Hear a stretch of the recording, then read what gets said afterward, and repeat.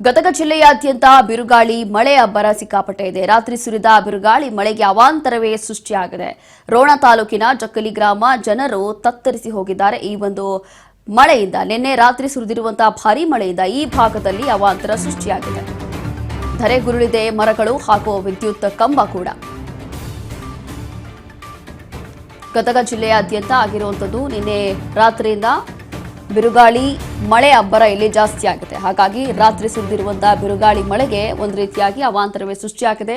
ರೋಣ ತಾಲೂಕಿನ ಜಕ್ಕಲಿ ಗ್ರಾಮ ಇಲ್ಲಿನ ಜನ ಈಗ ತತ್ತರಿಸಿ ಹೋಗಿದ್ದಾರೆ. ಈ ದೃಶ್ಯಗಳಲ್ಲಿ ಗಮನಿಸಬಹುದು.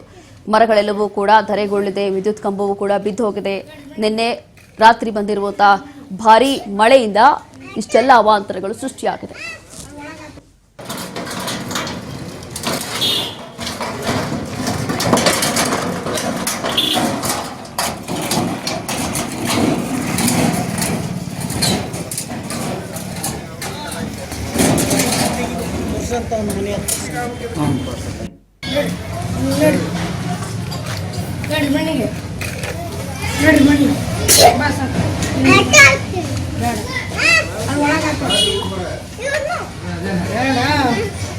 ಅಲ್ಲಿ